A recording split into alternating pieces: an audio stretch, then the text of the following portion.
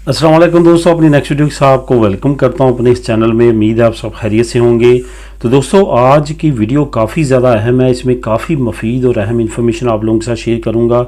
जो पहला पार्ट है, पहले में ही आपको 3 इन्फॉर्मेशन शेयर करूंगा जो आपने गौर से सुननी है, समझनी है और अगर हो सके तो आगे दोस्तों के साथ भी ये शेयर करनी है, क्योंकि काफ़ी इंपॉर्टेंट इन्फॉर्मेशन है।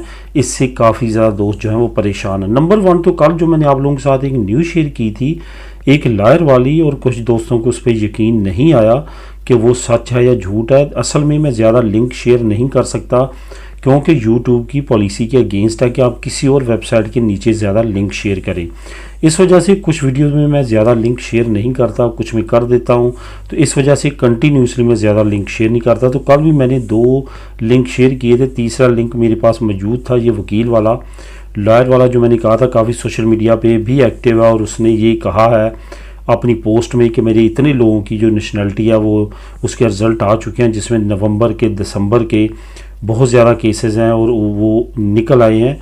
तो इस पे कुछ दोस्तों ने कहा कि ये झूठ है, क्योंकि वो तो 2021 का अभी तक वेट कर रहे हैं, उसका रिज़ल्ट नहीं आया। एक तो दोस्तों, मैंने आपको काफ़ी मरतबा मुख्तलिफ वीडियो में कहा है कि ये टेबल वाले पे भी डिपेंड करता है कि कौन सा फास्ट है और कौन सा स्लो है। अब यहाँ पे आता है कि इतना स्लो है कि इतने महीनों का फ़र्क पड़ सकता है। आपको मालूम है, स्पेन का एक नहीं तकरीबन तमाम अदारे जो हैं वो ऐसे हैं कि आपने एक बंदा साल से वेट कर रहा है और एक बंदा चंद महीनों में रिज़ल्ट लेके आ जाता है। इवन अगर स्पेनिश एम्बेसी, आप पाकिस्तान की बात करें, इस्लामाबाद की, तो मेरे सामने केसेस की ऐसे हैं कि कईयों को साल लगा और कईयों को 4 महीने में उनकी फैमिलीज आ गई। तो ये डिपेंड करता है इनके काम पे, क्योंकि ये फर्स्ट इन फर्स्ट आउट वाले फार्मूले पे काम ये नहीं करते। दूसरी बात ये है कि क्योंकि यहाँ पे काफ़ी ज़्यादा अब रश की वजह से और इस तरह के और मामलात की वजह से भी जो है वो गड़बड़ा। बहरहाल मैं आपको नीचे लिंक दे रहा हूँ उस लॉयर का, उस लिंक को आप क्लिक करेंगे तो आप उसकी तमाम डिटेल पढ़ सकेंगे जो कल मैंने आप लोगों के साथ शेयर की थी। कहीं आप ये ना समझें कि मैंने अपने बात से वो तमाम इन्फॉर्मेशन आप लोगों के साथ शेयर की थी। तो लिंक नंबर 1 नीचे मौजूद है, क्लिक करें और उसको रीड करें। दूसरी जो सबसे अहम इन्फॉर्मेशन है, जो कुछ दोस्तों की तरफ से कमेंट आए कि उनको 6 महीने हो चुके हैं अपील की है, उनके रिज़ल्ट नहीं आ रहे।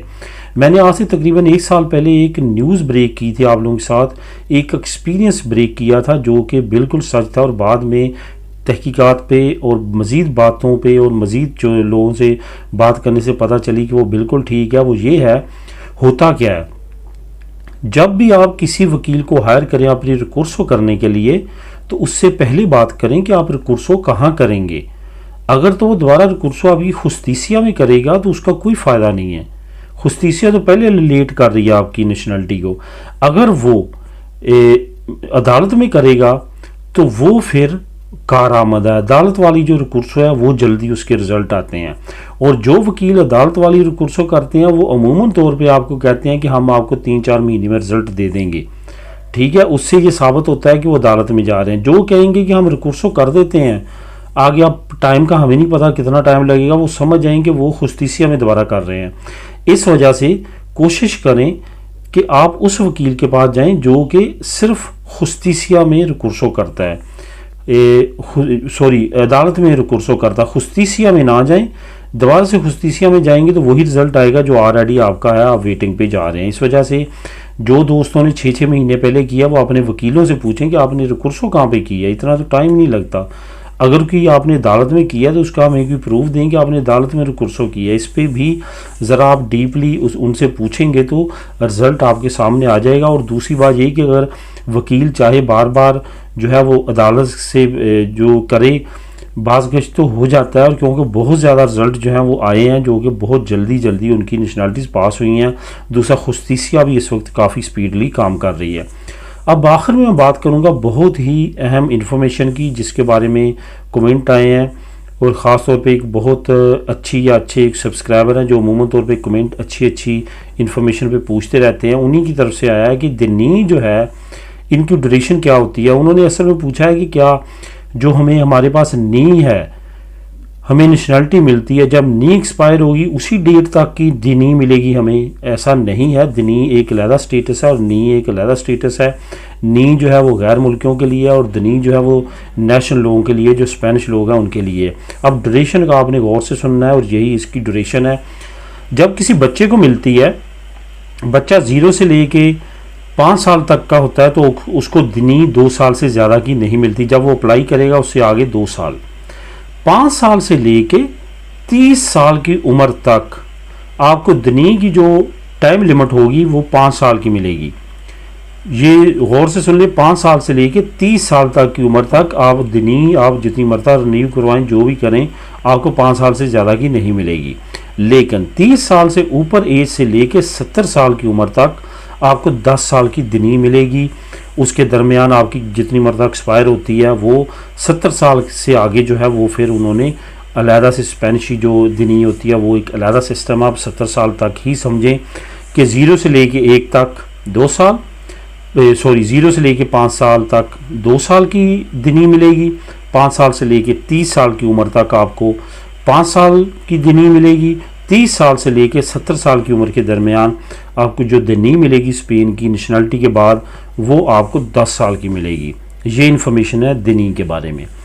अब बात करते हैं कि कौन सा वीज़ा है जो इस वक्त बहुत ज़्यादा ज़बरदस्त है और उस पर बहन या भाई को आप बुलवा सकते हैं बहुत इजीली। उसमें आपको ये भी रेफरेंस नहीं देना पड़ेगा कि आप उसके भाई हैं और आप बुलवाना चाहते हैं, ये भी कोई चक्कर नहीं है। और उसका मैं लिंक भी आपको नीचे लिंक नंबर 2 दे दूंगा, उसमें पूरी डिटेल है, उसके नए रूल है रेगुलेशन वाजे कर दिए गए हैं, उस पर काफ़ी ज़्यादा बेनिफिट ले सकते हैं। और वो कैटेगरी है इंटरनेशनल स्टूडेंट की। अगर आपका बहन या भाई पढ़ रहे हैं या पढ़ चुके हैं या उनके दरमियान आज से 2-3 साल पहले भी उन्होंने अपनी स्टडी छोड़ी है, तो वो भी स्पेन का स्टूडेंट वीज़ा अप्लाई करेंगे। ये एक बहुत बड़ी अहम अपॉर्चुनिटी है इस वक्त कि बहुत ज़्यादा स्टूडेंट के वीज़े लग रहे हैं, उनके भी लग रहे हैं जो कम पढ़े लिखे हैं, जिन्होंने नॉर्मल स्टडी की है, जिनके दरमियान स्टडी का गैप भी है, वो भी काफ़ी बड़ी तादाद में यहाँ पे आ रहे हैं। स्पेन ने एक और बहुत अच्छा काम किया, वो ये किया कि यहाँ पे अब काम की इजाज़त भी दे दी गई है, लेकिन आपके सोर्स ऑफ इनकम वो चेक करते हैं जब आप स्टूडेंट वीज़ा लेते हैं, और यहाँ पे आके आपको इजाज़त मिल जाती है कि आप स्टडी के दौरान काम भी कर सकते हैं। उसमें इन्होंने बहुत ज़्यादा राहत दी है। और उसके साथ साथ जैसे आप स्टडी करते हैं और एक साल की भी आप मुकम्मल कर लेते हैं, तो अब आप आगे प्रैक्टिकल अपने काम में जा सकते हैं। और जब प्रैक्टिकल काम में जाएंगे तो उसके बाद आप कॉन्ट्रैक्ट लगा के यहाँ पे लीगल भी हो सकते हैं, यानी कि स्टडी के दौरान भी लीगल होने की चांसेस हैं, और स्टडी कंप्लीट करने के बाद तो आप 100% यहाँ पे लीगल हो सकते हैं। जैसे आपको जहाँ पे कोई काम जो स्टडी से रिलेटेड आपका है उसकी ऑफ़र मिलती है, तो आप यहाँ पे अपना केस सबमिट करके लीगल भी हो सकते हैं। लिंक नंबर 2 है, इसमें खासियत यह है कि इंग्लिश में है, उसमें तमाम इन्फॉर्मेशन आप अगर यहाँ पे पढ़ना चाहें तो ईजी, अगर पीछे अपने किसी बहन या भाई को भेजना चाहें तो उनके साथ भी शेयर कर सकते हैं ताकि वो भी तमाम इन्फॉर्मेशन जान सकें। जर्मनी की इमिग्रेशन और इसके साथ साथ नई रेजिडेंसी जो है उन्होंने देनी शुरू कर दी है। जर्मनी का लिंक भी आपको लिंक नंबर 3 नीचे मिल जाएगा, आप उसको क्लिक करेंगे तो वहाँ पे तमाम चीज़ें तमाम इन्फॉर्मेशन आपको वाज़े मिल जाएगी। बहुत ज़बरदस्त ऐलान है और बहुत ज़बरदस्त ये जो प्रोसेस है इमिग्रेशन का जर्मनी ने वो शुरू किया है।